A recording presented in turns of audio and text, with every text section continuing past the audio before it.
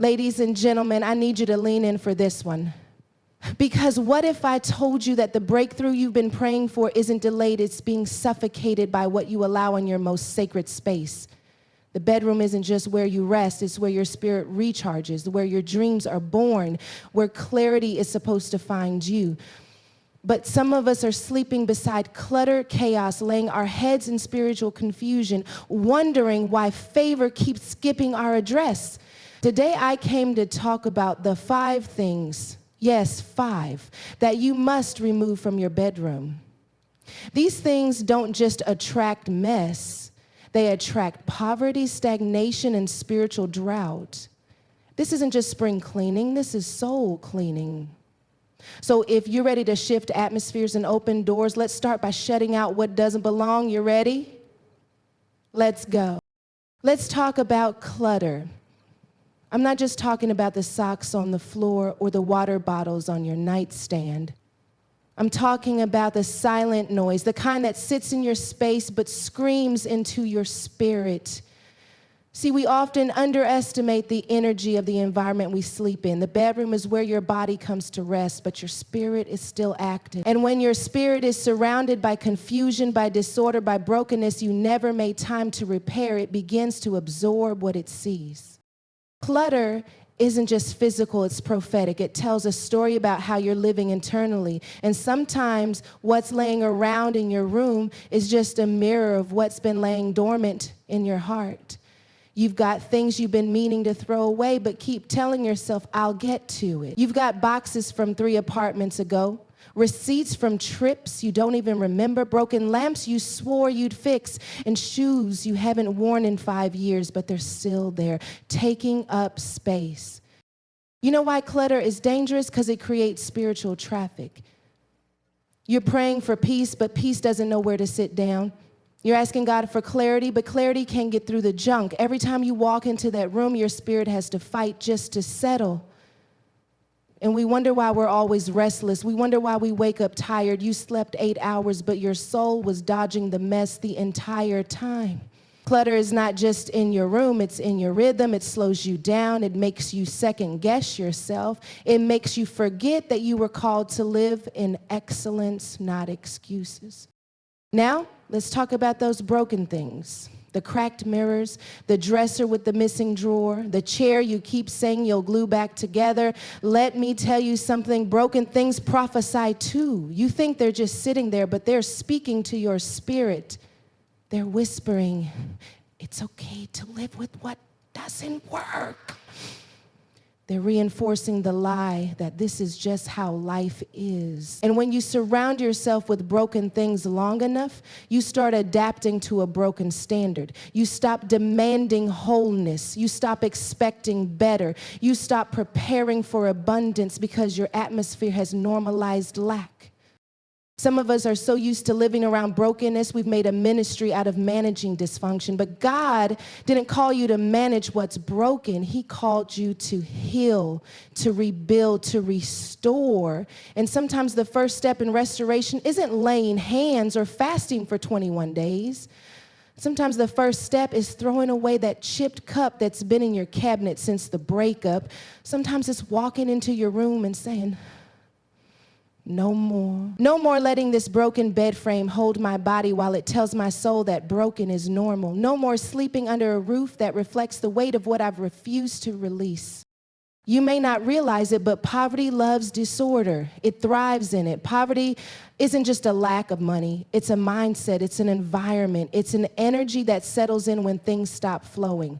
And clutter clogs the flow. You can't receive what you're not making room for. God is trying to release fresh wisdom, new strategy, divine downloads, but your room is too full of yesterday. There's no space for what's next because you keep honoring what should have been discarded.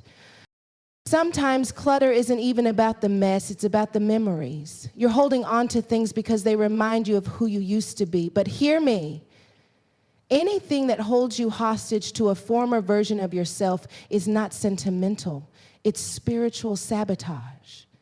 That dress you haven't worn since the party where your heart got broken, let it go. That picture frame that still has his photo tucked behind another one, Let it go. You are not a museum of your pain. You are the dwelling place of purpose. And purpose needs room to breathe. And you don't need a lot of money to do this. You don't need a brand new bedroom set. You don't need an interior designer. All you need is intentionality. All you need is to stand flat-footed in the middle of your room and say, this space is holy. This room is prophetic. This room is where God meets me. You wouldn't let strangers walk into your bedroom and sleep on your bed, but you let old trauma, expired seasons, and broken items take up residence every single night. And they're not quiet guests.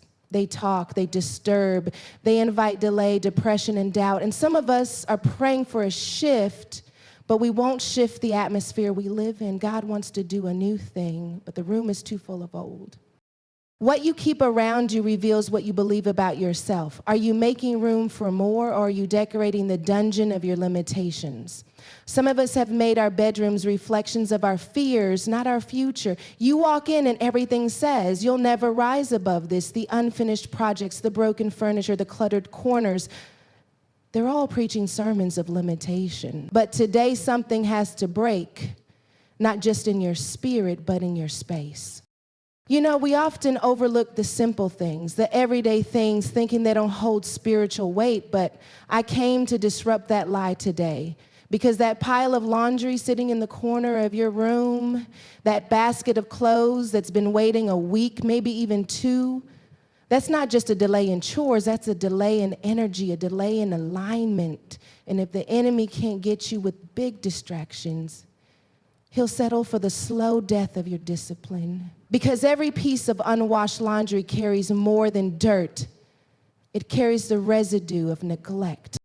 Neglect doesn't always show up in loud ways. Sometimes it sneaks in through procrastination, through avoidance, through the little lies we tell ourselves, like, I'll get to it tomorrow, or it's not that deep. But the truth is, anything that lingers in your atmosphere unaddressed becomes a breeding ground for delay. And delay is not just a schedule issue, it's a spiritual stronghold. Delay creates space for doubt, discouragement, and disorganization to take root. So when we talk about unwashed laundry, we're not just talking about clothes, we're talking about cycles. Because it's not really about the shirt or the socks or the jeans. It's about the energy you've assigned to completion. It's about the assignment you've allowed to stay incomplete. The moment you told yourself it could wait, you unknowingly gave permission for other areas of your life to wait too. Laundry becomes symbolic of the habits you've dropped, the momentum you've lost, and the standards you've let slip. And listen, poverty doesn't always knock like a thief. Sometimes it creeps in like a whisper. You can do it later. Later becomes never. Never becomes normal. And normal becomes a pattern that keeps you stuck. I know it seems dramatic, maybe even unnecessary to assign so much weight to something as simple as laundry, but let's go deeper. Laundry is intimate.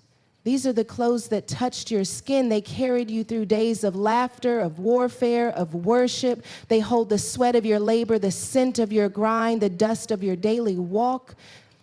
And if you're not willing to cleanse what covers you, you're showing God that you're not stewarding what he's already given. See, you can't pray for new garments if you're neglecting the ones you already have. You can't expect God to dress you for the palace when you're ignoring the garments that kept you through the wilderness. And let's not forget the spiritual dimension. Clothes hold energy. Whether you acknowledge it or not, the garments you wear carry the memory of where you've been. When those clothes pile up, they carry the weight of days gone by, both good and bad. And when they sit in a corner unwashed, the spirit of unfinished settles in your space. You can't fully step into what's next when what is still in a basket waiting for clothes. Some of y'all are praying for fresh starts, but your room still smells like stale effort. You want God to elevate you, but your environment testifies against you. There's no excellence in delay. There's no glory in neglect. And I know you're tired. I know life gets heavy, that your schedule is packed and your mind is overwhelmed. But sometimes God is testing your stewardship in the simple. How are you managing the small before he releases the large? How are you handling the mundane before he multiplies the miraculous? And don't tell me it doesn't matter, because how you do one thing is often how you do everything. That laundry, it's the assignment you keep walking past. It's the business plan you keep saying you'll write. It's the call you know you need to make. It's the healing you keep putting off. It's the therapy session you said you'd book next month. Laundry is layered. It's the physical representation of every spiritual task you've delayed. And what you delay in the natural, the enemy mirrors in the spirit. The longer you leave it undone, the easier it becomes to live with undone things. And here's the deeper truth. Neglect breeds shame. That pile becomes something you hide when people come over. You rush to throw it in the closet or pile it in a bag because you don't want anyone to see the places where you've fallen behind. But isn't that how shame works? It always starts with something small, just a little pile, just a little delay. And before you know it, it's dictating how you present yourself. You're walking through life tucking away your undone. You're smiling with your guests while your spirit is overwhelmed by what's hiding behind the door. That's what the enemy wants. He wants you to get comfortable with hiding, comfortable with half done, comfortable with almost finished. But there's a version of you that doesn't avoid things. A version of you that shows up, that handles what's in front of her, that washes, dries, folds, and puts away. Not just her clothes, but her calling. That version of you is not far away. She's not some fantasy. She's waiting for you to choose her over the easier version of yourself. And let's be real, sometimes it's not just the laundry. It's what the laundry reminds you of. Maybe those clothes are from a season you're trying to forget. Maybe they still smell like the house you used to cry in. Maybe you wore them during a time you were surviving and not thriving, so you let the laundry pile up, because addressing it means remembering. And remembering hurts. But healing requires that we face what we've been avoiding, that we cleanse what we've been carrying, that we sort through what no longer serves us. And this isn't about perfection. This isn't about having a Pinterest perfect room or color-coded drawers. This is about being present, being intentional, being faithful with what you've been given. Because order creates access. When you begin to steward your environment with intentionality, heaven responds. Favor finds the focused blessings flow where order resides. You want to attract abundance? Start by handling what's already yours. There is prophetic power in the way you manage your personal space. And that laundry basket is a symbol of whether you're showing up for yourself, whether you're tending to the unseen parts of your life with excellence, whether you're preparing for what you've been praying for. Because if you can't be trusted to handle the things that no one else sees, why would God release the things that everyone will? When you take care of what's behind the scenes, you give God permission to elevate you on the stage, because now he knows you're ready, not just in your gift, but in your character, not just in your calling, but in your consistency. And when consistency becomes your posture, delay has to break, neglect has to flee. Poverty has no foothold in a house where stewardship reigns. Let's deal with what's hanging on your walls. Let's talk about the pictures you see every time you wake up and the energy they release before your feet even touch the ground. We've been taught to decorate our rooms based on aesthetics, on trends, on vibes.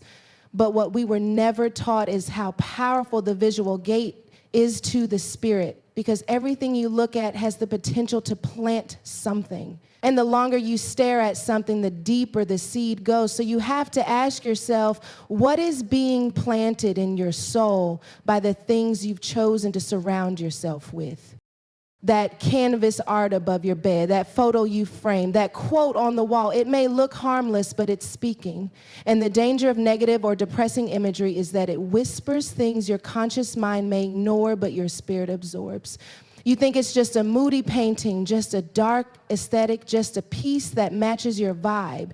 But let me ask you, what is it doing to your faith, to your hope, to your future focus, because if what's on your walls reflects despair, confusion, brokenness, loneliness, or loss, then your atmosphere is silently agreeing with limitation. We don't realize how much our environment is discipling us. That abstract painting you got because it felt deep might be echoing sadness, pain, or spiritual weight every single day you walk past it. That artwork you bought during your low season might be holding on to the very emotion you're trying to escape. And the enemy is clever. He won't always come through the obvious door. Sometimes he'll use your taste. Sometimes he'll use your nostalgia. Sometimes he'll use your own eye against you, because he knows if he can't get to your body, he'll try to gain access through your senses. We've learned to protect our ears from gossip, our mouths from speaking death, our hearts from offense. But when's the last time you protected your eyes from despair? When's the last time you walked through your own room and asked, does this align with what I'm believing God for? Does the art match your prayers? Does the vibe of your room match the vision you've been writing down in your journal? You say you're stepping into joy, but your walls are dripping with the trauma of your last season. You say you're moving into peace, but you've still got images that scream chaos. And maybe it's not art. Maybe it's that old picture of someone who's no longer in your life, someone whose absence still pulls on your emotions. And you keep it telling yourself it's just a memory, just a chapter. But what if that photo is keeping your heart tied to a season that no longer serves your destiny? What if every time you glance at it, it reopens a wound that God has already begun to heal? You don't have to throw away your past to honor your healing, but you do have to make a decision. Are you going to decorate for where you've been or design for where you're going? There's a reason God told the children of Israel to write his word on their doorposts. It wasn't about religious ritual, it was about atmospheric agreement. He knew that what surrounds you will eventually shape you. And if your surroundings are heavy, dark, and saturated with the energy of grief, depression, or confusion, then you are placing yourself under a ceiling of emotional and spiritual warfare. Some of you aren't even battling demons, you're just sleeping in agreement with them. And I know that sounds intense, but let's not play soft with the things that are stealing your peace. Your bedroom is a temple. It's the place where your body rests, where your soul breathes, where your spirit is most vulnerable. What's in that space should be life-giving. It should speak to your purpose. It should nurture your faith. It should echo your healing. But if you've allowed imagery to stay that contradicts the promises God has made over your life, you're letting confusion live rent-free in your sanctuary. You're trying to pray over pain while pain is hanging above your head on canvas. You're trying to speak life while death is framed on your nightstand. And here's the thing, you don't even have to feel it for it to affect you. You may have gone numb to it.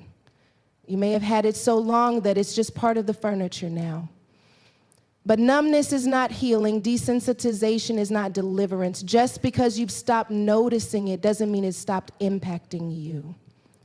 Just because you've gotten used to it doesn't mean it belongs. Sometimes God will open your eyes not to new things, but to old things you never saw clearly. And when he does, your job is to respond, not with excuses, but with alignment.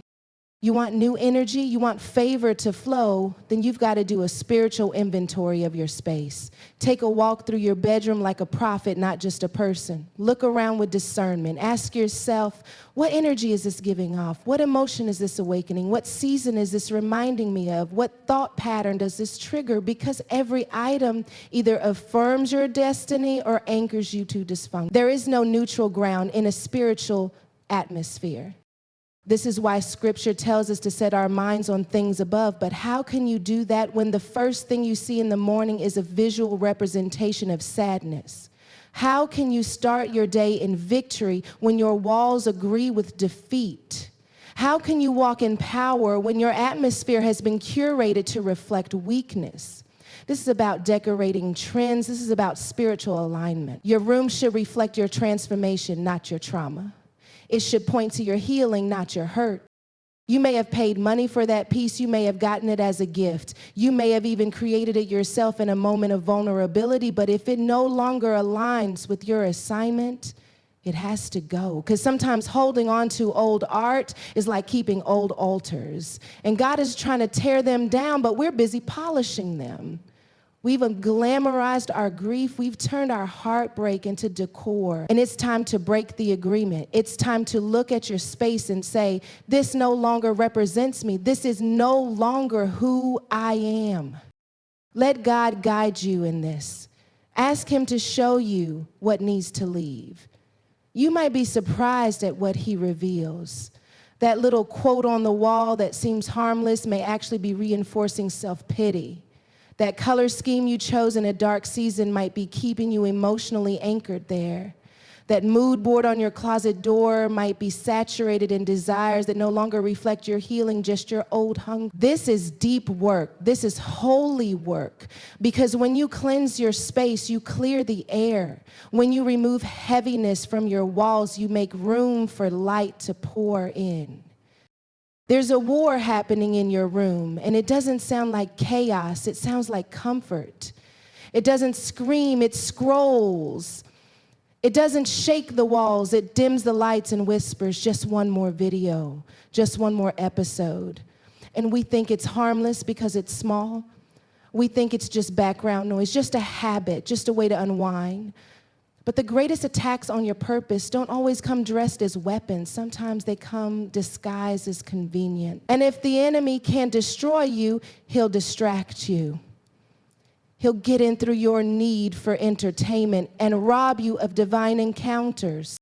See, your bedroom is supposed to be your place of rest, not just physical rest, but spiritual rest, emotional rest, mental stillness. The kind of rest where revelation flows, where clarity comes through, where dreams aren't just random stories, but instructions from heaven. But instead of resting, we're refreshing our feeds. Instead of meditating, we're multitasking with noise. And some of us don't even realize we've trained our brains to fear silence. We're so uncomfortable with stillness that we fill every second with distraction, and we call it relaxation. But there's a difference between numbing and nurturing. What you call winding down may actually be shutting out. You think you're calming yourself, but what you're really doing is avoiding yourself, avoiding the voice of God, avoiding the questions that bubble up in silence, avoiding the conviction that comes when the noise stops and you're forced to deal with what's still unfinished in you. And you wonder why your sleep feels shallow. You wake up more exhausted than when you laid down because your body was still, but your spirit was overstimulated. You were scrolling while your soul was suffocating. And let's be honest, we don't just bring distractions into our bedrooms, we build altars to them. That phone on your nightstand, it's the first thing you touch in the morning and the last thing you hold at night. And if we're not careful, we'll find ourselves in a relationship with our devices that's more intimate than our relationship with God. Because that screen is where you get your news, your validation, your comfort, your comparison, your timeline of what everybody else is doing. And the more you consume, the more you conform. The more you scroll, the more you drift. And distraction becomes a lifestyle, not just a moment.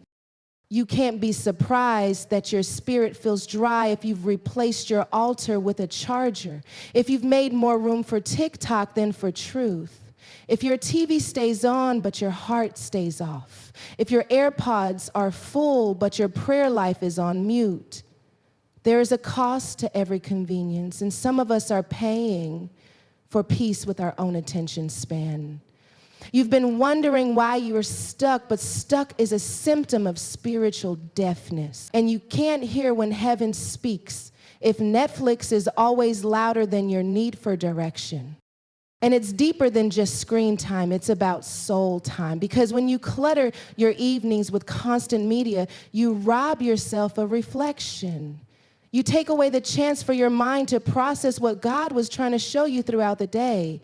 How can you discern your next move when your brain is overloaded with opinions that don't belong to you? You've got more voices in your head than space in your spirit. And it's not because God isn't speaking. It's because the room he wants to speak in is already filled with distractions that you've made permanent guests.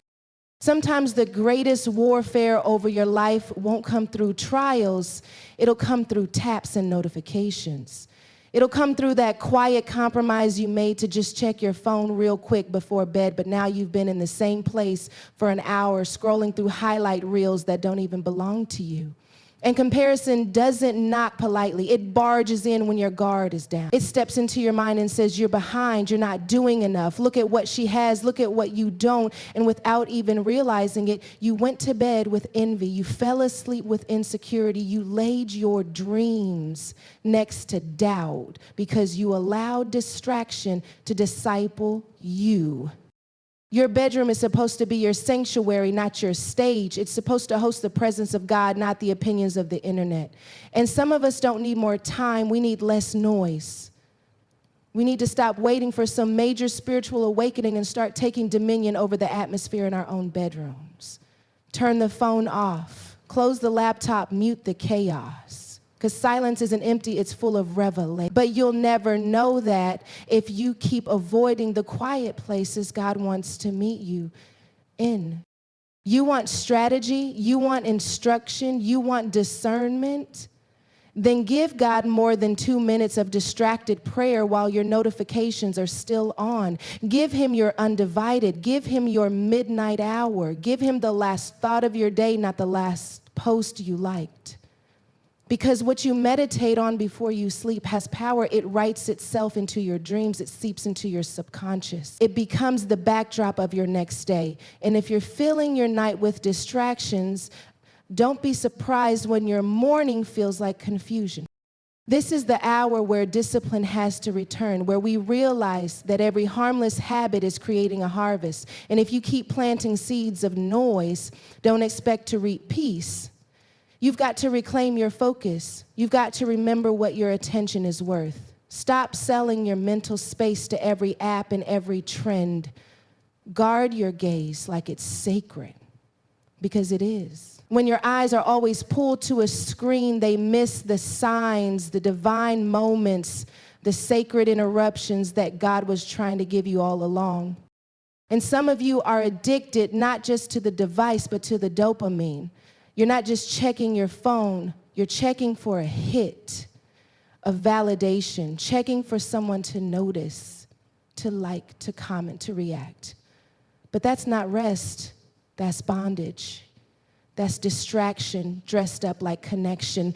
That's you trying to substitute divine affirmation with digital approval. And the more you do it, the less clear your spirit becomes. Because distraction doesn't just keep you busy, it keeps you blind.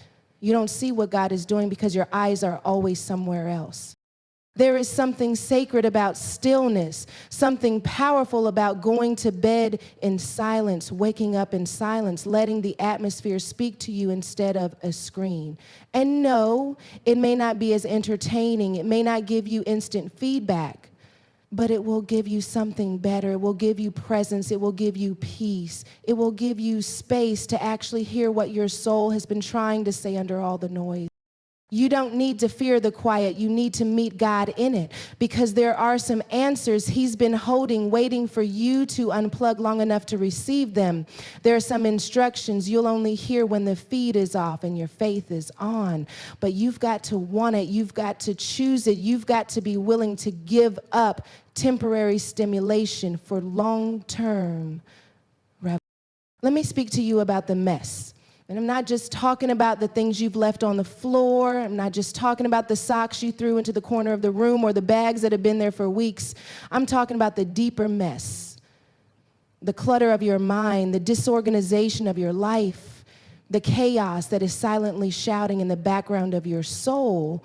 And let me tell you, it's not just about cleanliness. This is spiritual warfare, because clutter and disorganization are not just signs of a busy life. They're signs of blocked blessings.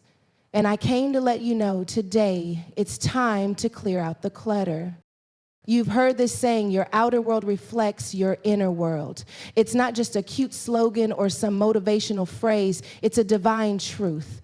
You can tell a lot about where you are spiritually by how you manage what's in front of you. When your room is filled with disarray, it's a direct reflection of the chaos in your thoughts, in your decisions, and in your spirit. It's like the enemy has come in and set up camp in the very places you were supposed to thrive, and every single thing that's left out of place is an invitation for more confusion, more frustration, and more delay. And I know you may be thinking, it's just a little clutter. It's just a mess here and there. But what if I told you that this mess is a symbol of the places where you haven't fully surrendered control? What if I told you that disorganization is a sign of distraction, a spirit of procrastination, and yes, disobedience to the order that God has calling you to embrace? Let me tell you something. You cannot walk in the fullness of what God has for you while you're surrounded by chaos. Because peace does not thrive in disorder. Favor does not rest in confusion. Blessings do not settle in a space where the atmosphere is unsettled. You're praying for breakthrough, but your room is still full of unfinished business, undone tasks, and spiritual baggage that you keep ignoring. What clutter does is block the flow. It holds things in place, stops progress, and creates barriers between where you are and where you want to be. You think it's just a pile of papers or some clothes you haven't put away, but the enemy sees it as an opportunity. He sees it as an open door to occupy your thoughts, your time, and your heart. Clutter steals your focus. Every time you walk into that room, every time you step over that pile of stuff or look at the things you've ignored, it's a silent reminder of what hasn't been finished, what hasn't been addressed, and what has been left undone.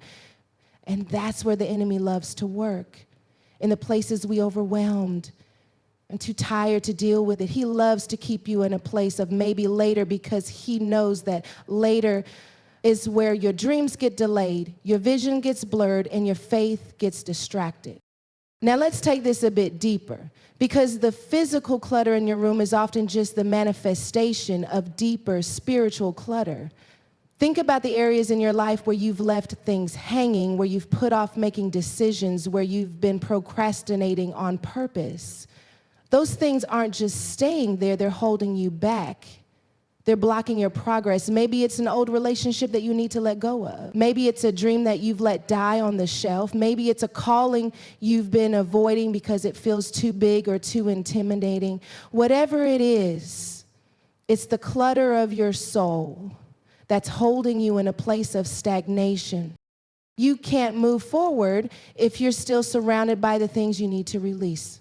I know it feels overwhelming. I know it's hard to look at all the things in your life that are unfinished, but the only way to clear the way for your blessings is to address the mess. It's time to clean out your heart. It's time to clean out your mind. It's time to let go of the distractions and get rid of the things that have been holding you in a cycle of clutter and chaos. Because the truth is, God cannot bless what's in disorder. He cannot pour out new wine into old wineskins. You cannot expect to walk in the fullness of your calling while you're still surrounded by the remnants of your past seasons, holding on to things that no longer serve you. And it's not just about physical stuff. It's about mental clutter, emotional clutter, relational clutter. It's about clearing space in your mind for new possibilities. Some of you are still carrying the weight of past hurts, past failures, past disappointments, and it's cluttering up your mind. You keep replaying the same story over and over again in your head, and it's draining you. You're holding on to grudges, old patterns of thinking, old fears and insecurities, and it's all weighing you down. You can't hear the voice of God when you're still listening to the voices of your past. You can't step into your future while your mind is full of your past mistakes and missed opportunities. You've got to begin to clear out the clutter in your mind. You've got to take captive every thought that does not align with God's truth for your life. You've got to start getting rid of the mental chaos that is keeping you stuck, keeping you from moving forward. And it's not easy. I know it's hard to let go of the past. It's hard to face the fears that you've been hiding behind. But I promise you, once you start clearing out the clutter, you'll begin to feel the weight lift off your shoulders. You'll begin to feel the peace of God settle in your heart. And when your mind is clear, you'll be able to hear God's voice louder, clearer, more distinctly than ever before. Clutter also affects your relationships. When your life is disorganized, your relationships become disorganized too. You start to forget to communicate. You start to avoid difficult conversations. You start to let things pile up. And before you know it, there's distance where there once was closeness. That's not just in romantic relationships.